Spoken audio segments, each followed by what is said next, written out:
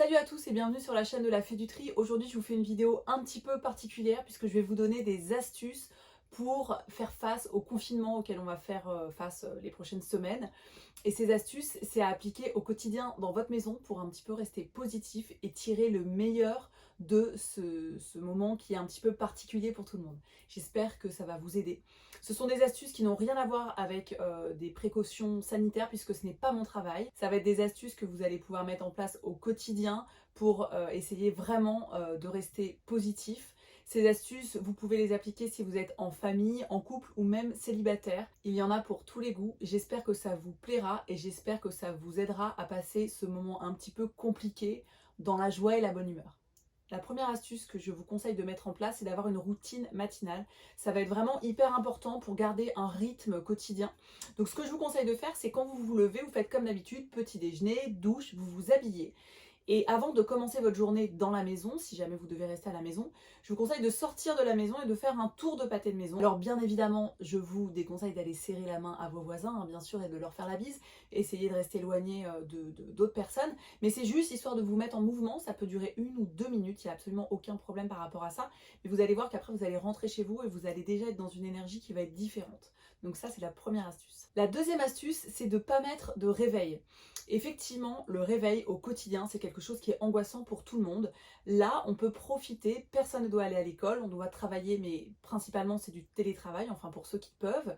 Donc moi, je vous conseille de ne pas mettre de réveil. Le réveil, c'est stressant, le contexte est assez anxiogène comme ça.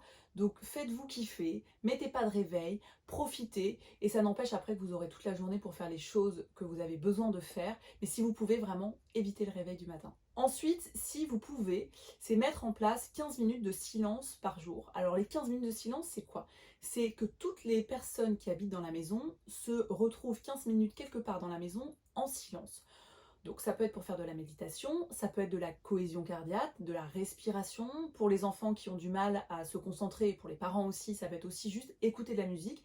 Mais c'est être en silence avec soi-même et d'essayer de rester un petit peu au calme. Ça va permettre à votre esprit d'être apaisé dès le matin. Si surtout vous avez eu des informations, si vous écoutez les informations, ces 15 minutes-là de silence avant de commencer votre journée vont vraiment vous faire du bien. Donc ça, c'est à mettre en place au quotidien. La quatrième astuce que je vous conseille de faire, c'est de faire des menus. Donc vous avez dû voir que dans les supermarchés, les gens se ruent sur le papier toilette, le riz, les pâtes, etc. Donc moi, je ne vais pas apporter d'avis et de jugement là-dessus. Mais ce que je vous conseille de faire, vous, c'est de faire des menus. Maintenant que vous savez que vous allez être à la maison toute la semaine, vous êtes potentiellement 2, 3, 4, 5, 6, je ne sais pas, à la maison, ça va vous rassurer d'écrire sur un papier les menus et donc de faire une liste en conséquence. Allez faire vos courses une fois par semaine, je pense que ça suffit, si c'est possible, et essayez d'y aller seul. Donc faites pas des trucs compliqués, hein, on est resté sur des trucs vraiment simples et basiques. Là, le but, c'est quand même de faire avec ce qu'on va avoir et ce qu'on a. Donc restez sur des choses simples et vous allez voir, ça va rassurer. Ça peut être aussi un moyen de faire une activité en famille, donc de faire les menus et puis après de faire les repas en famille. Ça peut être aussi quelque chose à mettre en place qui peut être sympa et qu'on n'a pas forcément le temps de faire quand on n'est pas dans ce contexte-là. La cinquième astuce à mettre en place dans votre quotidien, c'est de trier vos photos. Trier vos photos, c'est vraiment, j'en ai déjà parlé, le truc qu'on a tous envie de faire, qu'on se dit toujours on va faire et qu'on ne fait jamais. Donc profitez de ce temps pour faire des albums photos. Donc ça c'est pareil, c'est quelque chose qui peut vraiment se faire en famille. Il faut vraiment choisir des photos que vous aimez, toutes les photos qui sont en double, en triple, en quadruple, vraiment supprimez-les. Je sais que c'est pas forcément facile, passez-y 1 heure par jour maximum et faites des albums photos. Au fur et à mesure évidemment vous supprimez les photos et vous allez voir qu'à la fin de ce confinement qui arrivera, on ne sait pas tout à fait quand, bah, au moins vous aurez des albums photos qui seront faits et vraiment vous allez être content d'avoir mis ça en place. La sixième astuce, c'est de faire du sport tous les jours. Et oui, on va être quand même dans un contexte particulier, on va être enfermé chez nous. Donc essayez de mettre en place de l'exercice quotidien avec toute la famille ou vous tout seul. Donc le mieux c'est quand même de le faire chez soi parce qu'en extérieur là ça va être un petit peu compliqué. Donc vous pouvez après faire le sport que vous voulez. Vous pouvez choisir sur internet un défi de 30 jours, vous pouvez faire du yoga, enfin je veux dire, il y a des options vraiment très larges. Alors justement, comme il y a beaucoup d'options sur internet, je vous conseille d'en choisir une dès maintenant et de vous y tenir et d'avoir la même sur toute la durée. Donc par exemple, on va dire sur un mois, essayez de faire toujours la même activité sportive parce que sinon en fait il y a tellement de choix qu'on finit par rien faire. Donc essayez de garder toujours le même sport pendant 30 jours, pas besoin d'en faire trop, honnêtement, faites-en même 15 minutes par jour, ça suffira, et faites participer toute la famille, ça fera du bien à tout le monde d'un petit peu évacuer. Ensuite, après le sport, l'astuce numéro 7, c'est de prendre 30 minutes, 1 heure pour faire de la lecture. Ça aussi, c'est une activité qu'on prend de moins en moins le temps de faire puisque on a des journées qui sont bien chargées et à la fin de la journée, on est souvent épuisé. Donc je suis sûre que vous avez chez vous des livres que vous devez lire, profitez-en.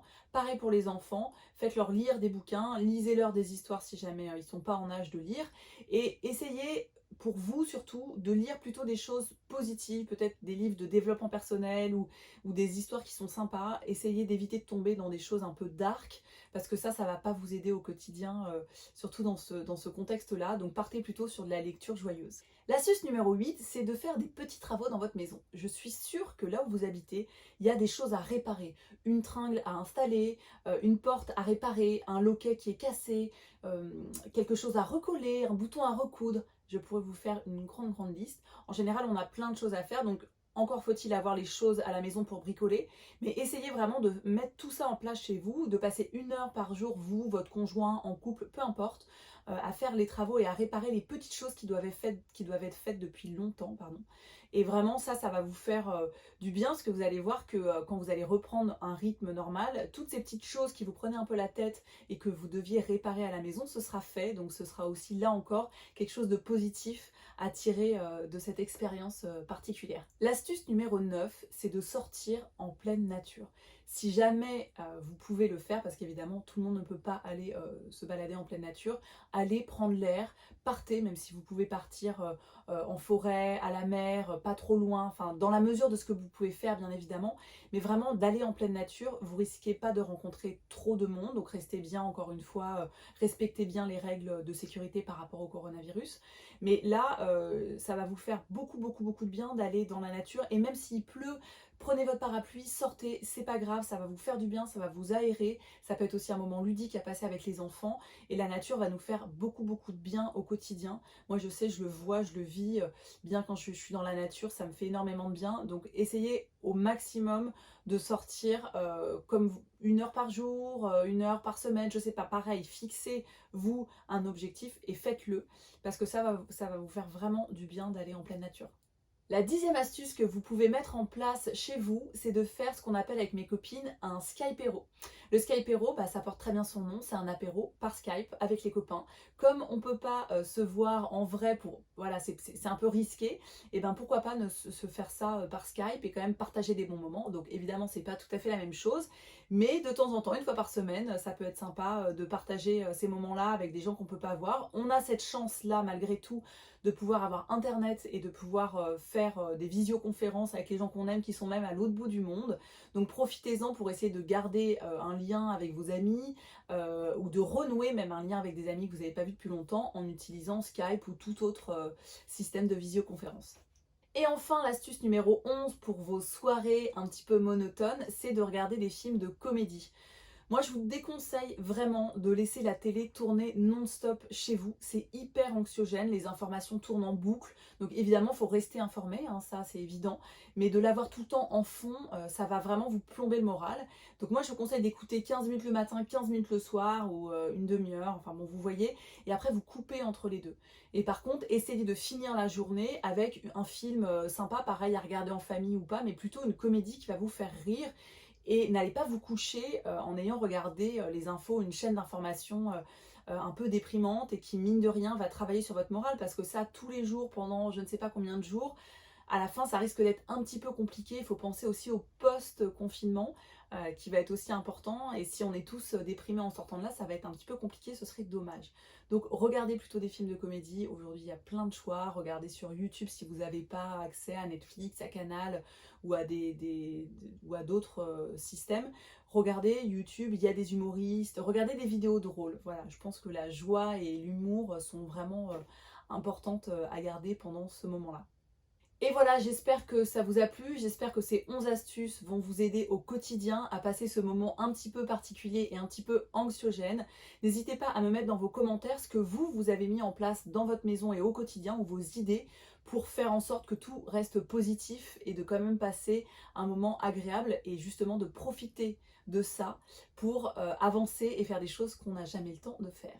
Je vous souhaite une très belle journée.